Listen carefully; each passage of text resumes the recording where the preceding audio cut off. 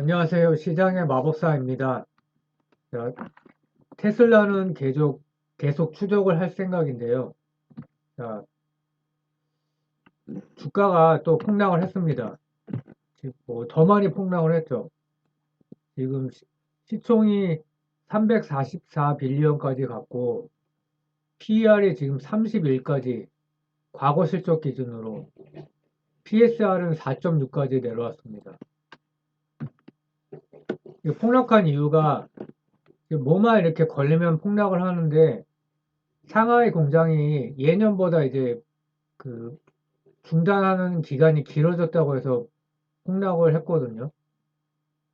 25일부터 생산을 중단했고 중국 춘절 연휴를 맞아 20일에서 31일까지 다시 생산을 중단한다. 1월 달에.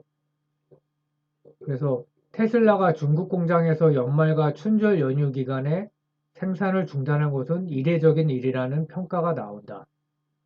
그러니까 올해 초 중국의 설 기간에는 3일만 휴가를 실시했는데 대조가 되죠. 그래서 이게 경기 침체 때문에 판매 감소 우려, 뭔가 이렇게 회사에서 이렇게 감이 왔기 때문에 중단한 거 아니냐. 중국이 또, 중국 시장 자체가 테슬라 매출의 30%이기도 하지만 중국 공장 비중이 올해 초 50%를 넘었고 지금도 40%, 그 전체 생산량의 40%니까 중국이 중단한 게 꼭 중국 판매 감소 우려만 해당되는 건 아니라고 이렇게 추측을 할 수 있죠. 그래서 안 그래도 안 좋은데 지금 뭐만 이제 조금이라도 악재가 나오면 이 정도 폭락을 한다는 거는 굉장히 이제 예민한 거죠. 그리고 또 테슬라 중고차 가격이 하락했다는 기사가 또 나왔는데요. 이거는 사실 당연한 거죠. 노 디스카운트 정책을 포기하고 할인 정책 대응에 나섰으니까 중고차도 당연히 떨어지겠죠. 그래서 7월 대비해서 17% 떨어졌다. 그래서 전체 다른 차량 하락폭이 4%인데 특히 더 많이 하락했다. 이거는 사실 좋은 거는 이것도 아니지만은 신차 할인 폭을 2배 확대했으니까 그거랑 연계된 거죠. 그러면 이것도 ASP 하락이 되는 거 아니냐. 그래서 상하이 공장이 예년보다 길게 문을 닫는다. 이런 어떻게 보면 별거 아닌데 이렇게까지 폭락할 건 아닌데 직격탄이 되는 거죠. 그래서 호재에는 둔감하고 4680 양산은 게임 체인저라고 평가를 하고 있는데 전혀 반응이 없죠. 근데 악재는 그냥 무조건 반응하는 정도가 아니라 그냥 대폭락을 해버리니까 매수하려는 입장에서는 추가 매수할 때 굉장히 좋은 기회라고 판단이 되고요. 이거는 어제 했던 내용인데 이러이러한 사유로 이제 폭락을 했고요. 그래서 특히 중요한 점은 오너 리스크가 굉장히 크다. 입방정, 어떤 정치적인 편향, 기업의 CEO가 이렇게 한다는 건 말이 안 되기 때문에 지금 트위터에서 사임한다고 했는데 트위터가 문제가 아니라 테슬라에서도 CEO에서 물러나서 전문 경영인을 선임하고 머스크는 CTO로 이렇게 전념을 해야 된다. 본인이 이제 개발자라고 생각을 하기 때문에 테크니션이라고 생각을 하죠. 그러니까 이런 업무에 집중을 해야겠죠. 주식 팔지 않겠다도 믿을 수가 없고 계속 팔았기 때문에 전기차 회의론 또 기사가 나고 있어요. 배터리 원자재와 부품 가격 상승 문제로. 그래서 엄청나게 올랐죠. 리튬, 히토류, 차량용 반도체, 알루미늄, 차량 가격 상승과 공급 차질이 불가피하다. 근데 또 차량 가격이 오르는데 경기가 침체하니까 차량 가격은 내려가고 또 고금리가 지속되면서 경기 침체가 왔기 때문에 수요가 둔화될 수밖에 없다. 피할 수 없죠. 그리고 각국 정부의 전기차 보조금도 시장을 왜곡하는 요인이다. 보조금 지급을 중단하면 어떻게 되는 거냐 이거죠. 그래서 독일, 영국, 노르웨이 등 유럽 주요국들은 혜택을 줄이고 있다. 유럽 같은 경우에는 이거는 이제 몇 달 전부터 나던 기사인데 보조금도 축소했는데 전기료가 올라서 그러면 그냥 휘발유차 타지 전기차를 왜 차야 되냐. 내년에 전기료 또 인상을 예고한다. 그래서 뭐 그렇지만 정책적으로 정부가 전기차를 밀고 있기 때문에 지금 주가가 떨어졌다고 갑자기 회의론이 나오는 것도 좀 말이 안 되는 것 같아요. 물론 이게 없는 얘기를 지어내는 건 아니지만 그래서 경기 침체로 차량 가격이 비싼데 굳이 사겠느냐. 근데 보조금까지 축소를 한다. 또 유지비도 많이 든다. 근데 유가는 또 떨어졌죠. 그래서 악재가 겹친 것처럼 보이고는 있어요.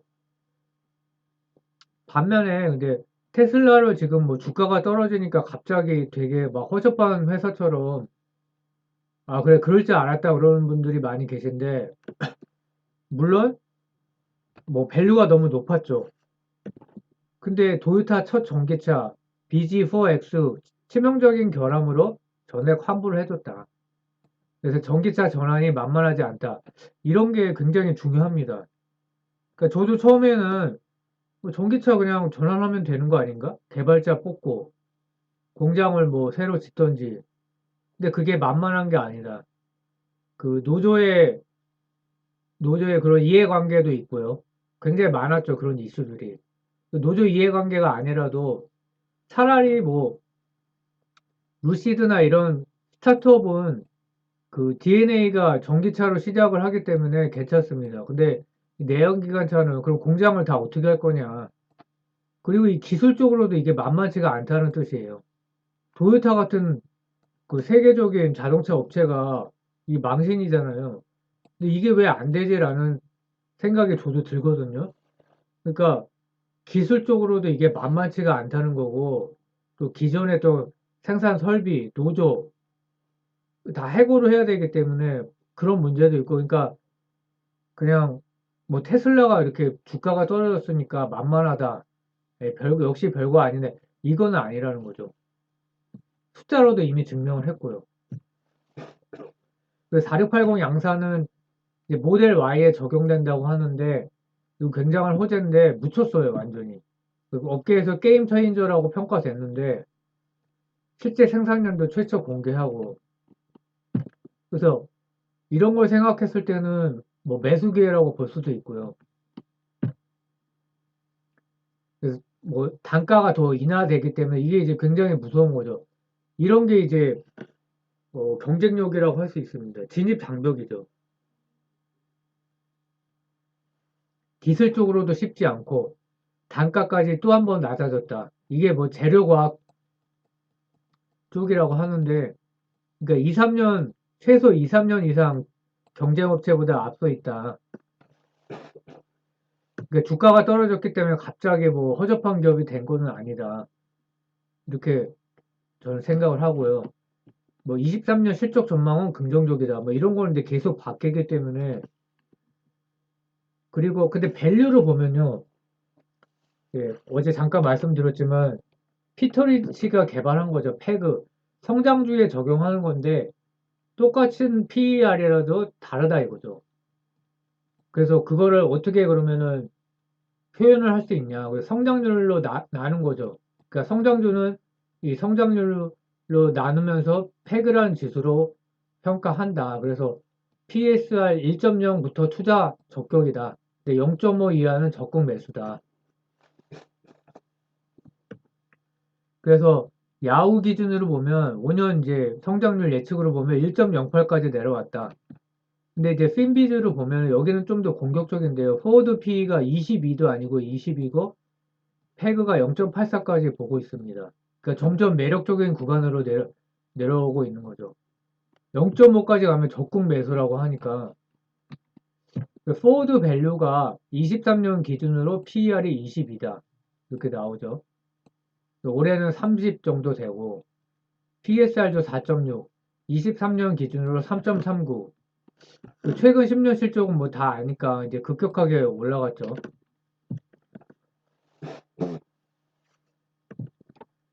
그래서 2013년부터 실적을 보면요.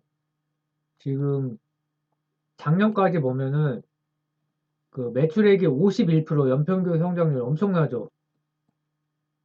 그 100만 불인데 이게 단위가 2013에서 뭐 얼마입니까? 이게 20배, 25배죠. 25배나 늘었고,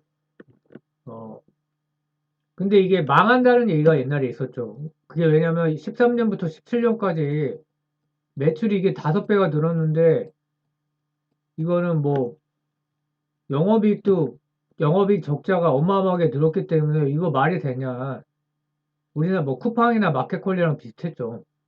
근데 극적으로 18년도에 그 이때 샀어야 되는 건데 18년도나 19년도쯤에 샀어야 되죠.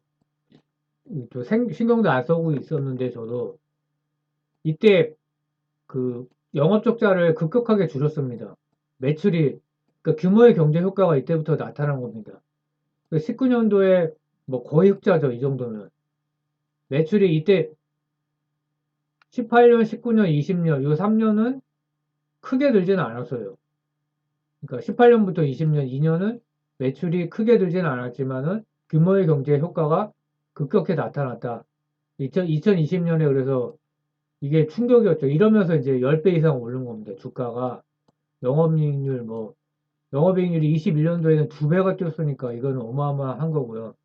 근데 여기서 좀 특이한 사항이 연구개발비가 매출 대비해서 그렇게 비중이 생각보다 크지 않아요. 그래서 이걸 늘려야 된다.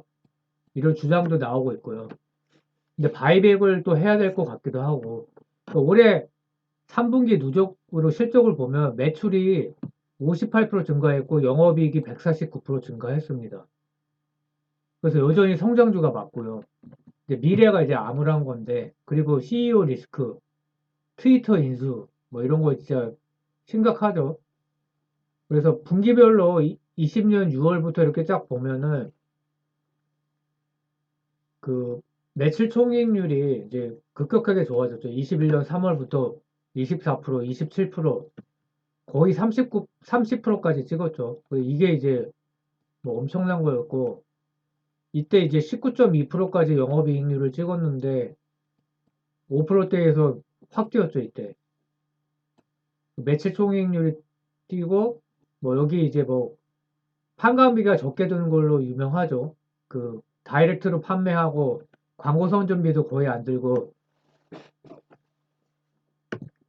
그래서 이때 19.2%가 나왔는데 스탁옵션 비용을 감안하면 마진은 20% 이상이다 이런 평가가 나와서 그래서 주가가 이제 난리 났었던 거고요. 작년에 사실 난리 났었죠. 그래서 캐시가 지금 얼만큼 있냐 보면은 작년보다 이제 크게 늘었죠. 그래서 9월 말 기준으로 현금성 금융자산, 제가 붙인 이름인데 21빌리언이다. 그러면 뭐 대략 한 25조쯤 되나요? 예. 그 현금이 굉장히 많기 때문에 바이백 얘기가 그래서 나오고 있고요. 그 비슷한 시총 기업을 비교를 해보면 엑선모빌 뭐 결론만 얘기하면 테슬라, TSMC가 밸류가 매력적이에요. 성장주가 22다. TSMC도 뭐 영업이익률 48% 말도 안 되죠. 거의 50%가 나오니까 밸류가 매력적이고 그 매출도 계속 증가하고 있고요. 근데 엑슨모빌은 사실 아니죠. 이거는 성장하는 기업이 아니라 그냥 이것도 이렇게 일정한 구간에서 벌었다가 좀 팔아야 되죠. 이거를 계속 가기는 힘들고요. 그래서 내년에 PER이 오히려 높아지고 있죠. 지금은 먹고 나와야 돼요. 이거를 이제 벌기는 어렵고, 뭐, 물론 신규 사업으로 잘할 수도 있겠죠. 근데 이거는 좀 아닌 것 같고, 월마트는 이제 분기 적자 때문에 PER이 높게 나왔는데, PER은 이제 연한산으로 최근 4분기 합산입니다. 월마트는 24, 엔비디아 46, 여전히 높죠. PNG입니다, 이거는.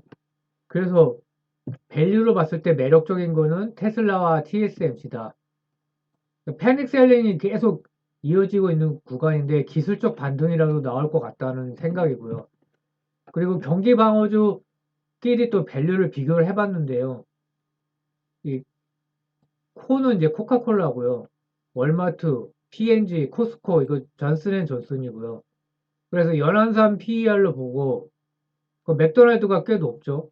코스코, 그러니까 두 개는 이미 이제 뭐 상승 여력이 크지 않다고 보이고요. 그럼 내년 그 23년 포워드 PER로 보면 어떠냐? 여전히 높습니다. 그러니까 상승 여력이 그렇게 크지는 않은 것 같아요. 코스코가 특히 이제 많이 고평가됐다고 저는 판단이 되고, 경기 방어주 중에서 그나마 이제 존슨앤존슨이 조금 낮은 편이고요. 그래서 고속 성장주와 경기 방어주가 비슷한 밸류를 보이고 있다. 포워드로. 그럼 무엇을 살 것이냐 이거죠. 그리고 결국은 숫자로 봤을 때는 결국 테슬라가 매수 기회가 아니냐 이게 제 생각이고, 쇼트 이제 그 숏 비중이 높기 때문에 지금 그렇고, 또 테슬라 숏 ETF가 상장이 꽤 몇 개월 전에 됐죠. TSLQ, LS, LI. 그러니까 지금 이렇게 급락하는 거에 숏건 사람은 이제 내려가는 거니까 지금 이게 급락하는 이유가 이런 거거든요. 공매도 때문에 ETF도 있고 그러니까. 그래서 23년 기준으로 PER이 22 확실히 싸다. 아까 뭐 전기차 시장 성장에 대해서 부정적인 의견도 있지만 뭐 내년에도 신차 판매 중에 배터리 EV 비중은 18, 19%로 추산이 되고, 그러니까 올해보다 4% 이상 늘어나는 거죠. 추세를 멈출 수는 없을 전망이다. 그러니까 23년에도 EV 시장은 성장합니다.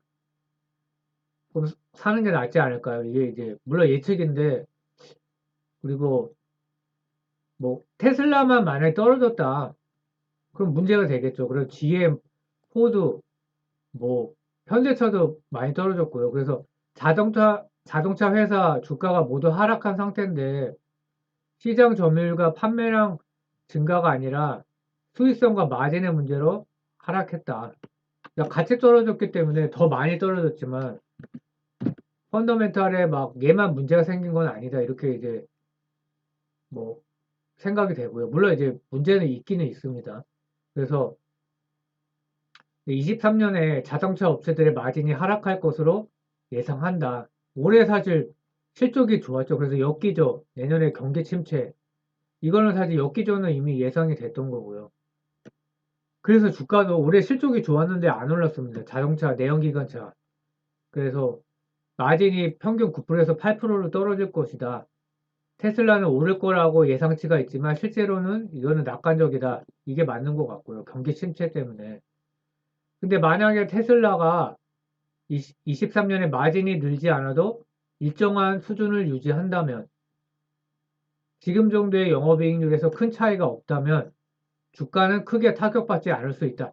그러니까 안전마진이 어느 정도 있다고 보여지는 가격인 거죠. 성장주의 안전마진이라고 하면 좀 웃기지만 패그를 보는 거죠. 그리고 현금 흐름. 그래서 사상 최저의 밸류를 보이고 있다. 테슬라가. 그럼 이때 안 사면 언제 사겠는가. 좋게 보는 사람은 그런 거죠. 뭐 정답은 없는데요. 그리고 지엔과 포드 주가는 23년 포드 PER로 봤을 때 6배로 과거 평균 8배보다 낮다. 그래서 경기 침체를 반영한 거다. 근데 결국은 또 경기가 좋아질 거 아니에요. 그러니까 경쟁력을 유지하고 할 거다라는 뭐 확신이 있다 그러면 주가는 선반영됐으니까 사야 되는 거 아니냐. 이제 이게 제 생각이고요. 그럼 스트롱 바이의 조건은 뭐냐? 머스크 오버행에 대해서 머스크가 안 팔겠다고 했지만은 뭔가 이 절대 뭐 법적인 뭐 구속력이 있는 무슨 조치가 나와야 된다.